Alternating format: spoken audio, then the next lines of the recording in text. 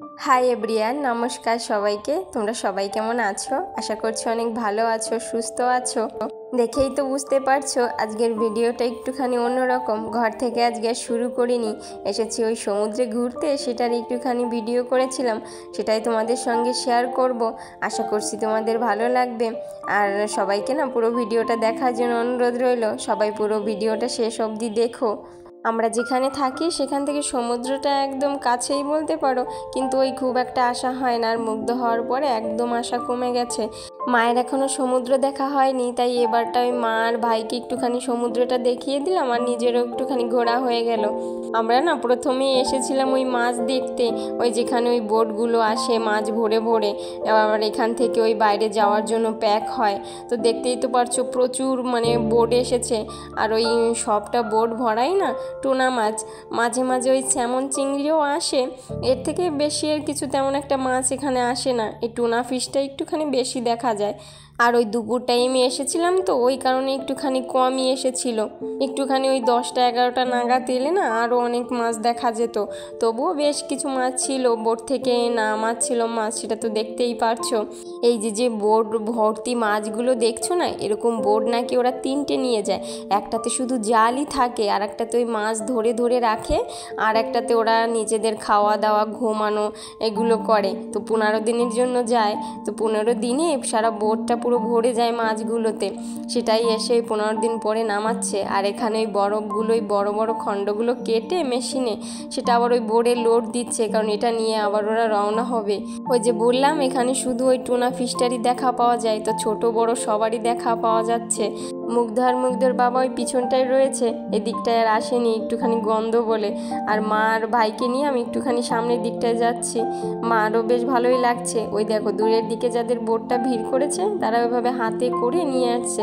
তো বেশ কিছুক্ষণ ওই দেখে টেকে, এক রকমের মাছই তো, খুব একটা দেখার কিছু ছিল না, তাই দেখে রওনা হওয়ার পথে ওই দেখো ওই বড় বড় ওই যে টোনা ফিশগুলো, সেগুলোকে ওইভাবে প্রথমে ওজন করে সেটার গায়ে আবার ওই কত কিলো হলো সেটার ওদের গায়ে এখান থেকে ঝিল মেরে তারপরে আবার ওদেরকে প্যাক করা হচ্ছে বাইরে পাঠানোর জন্য। আর এখানে তো সবই ফ্রোজেন মাছ, তাই ওই বরফ কাটার মেশিনগুলো না বেশ সব জায়গা দিয়ে চলছিল। দেখতেও না বেশ ভালো লাগছিল, বড় বড় খণ্ডগুলো দিচ্ছিল, একদম ধূসর হয়ে বের হচ্ছিল। মাছগুলো দেখে না বেরিয়ে এসেছিলাম। ওই দেখো ওই পিছনে তো দেখাই যাচ্ছে বোটগুলো, ওইখানে মাছ। আর এই সামনেটা এসে এই দেখো পুরো সমুদ্রটা একদম খোলা, আকাশের নিচে পুরোটা জুড়ে রয়েছে, দেখতে বেশ ভালো লাগছিল। মুগ্ধ না খানিকক্ষণ ঘুমিয়েছিল, ঘুম থেকে উঠে দেখে পুরো অবাক, কোথায় এলাম, এত জল ও দেখে দেখো খুশিতে একদম আটখানা হয়ে গেছে।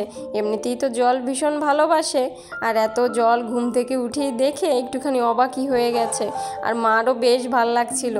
ভাই আবার সমুদ্রে করবে স্নান, বাড়ি থেকে একদম ব্যাগ বক্সা করে প্যাক করে নিয়েই এসেছে। তো ওকে স্নান করানোর জন্য না ওখানটায় আর বেশিক্ষণ দাঁড়াতে পারিনি, কারণ ওখান থেকে আবার একটুখানি একটু সোনার দোকানে যাওয়ার ছিল, তার জন্য একটুখানি হাতেও সময় কম ছিল, তাই ওখানটা নয় খুব একটা বসতে পারিনি।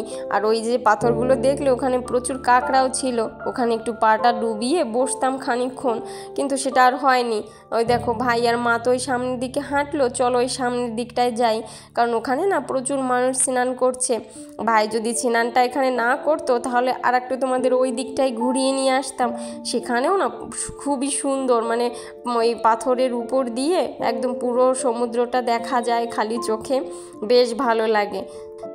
এখানে না ওই খুব একটা মানুষজন হয় না, আমার দেখা মতে হয়নি। তারপরে আবার ওই কিছুদিন আগে না ওই নেভিয়ার একটা ওই যে ট্রেনিংটা হয় সেটা হওয়ার কারণে এখানে অনেক দিন ধরে বন্ধ ছিল, তার জন্য একটুখানি আরও বেশি লোকজন কম মনে হচ্ছে। স্নান করার জন্য না এটাই এখানের বেস্ট জায়গা, এখানেই বেশিরভাগ মানুষ স্নানটা করে। ওই যে ঢেউগুলো আসে সেগুলো ছোট ছোট আসে, খুব একটা বেশি জোরে আসে না, ওই তার জন্য। আর এইদিকে দেখো মুগ্ধ না ওই ওর বাবার সঙ্গে এসে নেমে পড়েছে, কিন্তু জলটা ভীষণ ভালোবাসলেও এই যে সমুদ্রের ঢেউয়ের সঙ্গে জলটা আসে না জোরে করে, ও ওটাই ভয় পায়।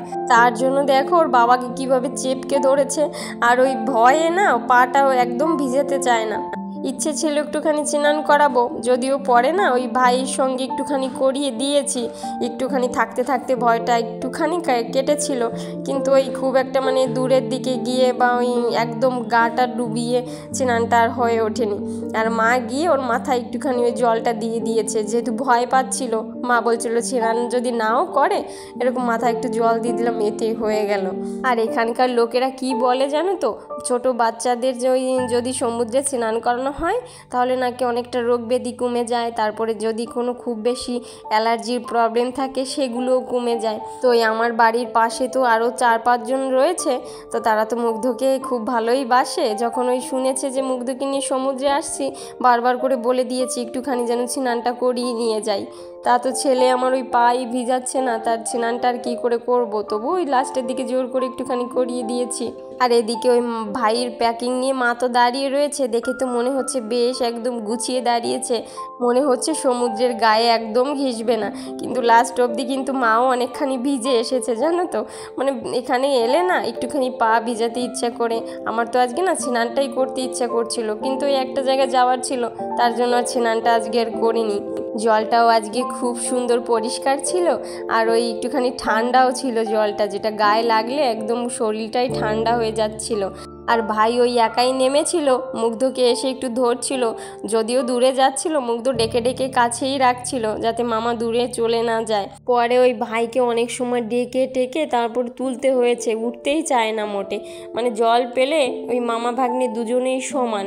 জলটা যে এত প্রিয় ওদের, জলটা ঘাটতে ওদের একদম মানে বোর ফিল হয় না, সারাদিন ধরে জলে থাকতে পারে।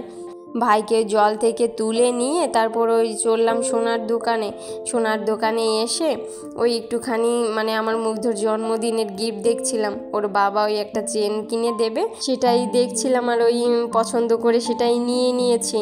তো এখানে মা বসে রয়েছে, ওই পাশে ভাই মুগ্ধ বসে রয়েছে। এখানে আমাদের অনেকে মানে চেন দেখাচ্ছিল, সেগুলো আমরা দেখছিলাম। অনেক অপশানই দিয়েছিল ওই আমাদের বাজেটের মধ্যে, তার মধ্যে একটা পছন্দ হয়েছে সেটা নিয়েছি, সেটাই লাস্টে দেখাবো তোমাদের। আর এখানে না আমরা ওই সোনা কিন্তু মানে একদম ক্যাশ পেমেন্ট বা কোনো টাকা পেমেন্ট করে কিনিনি।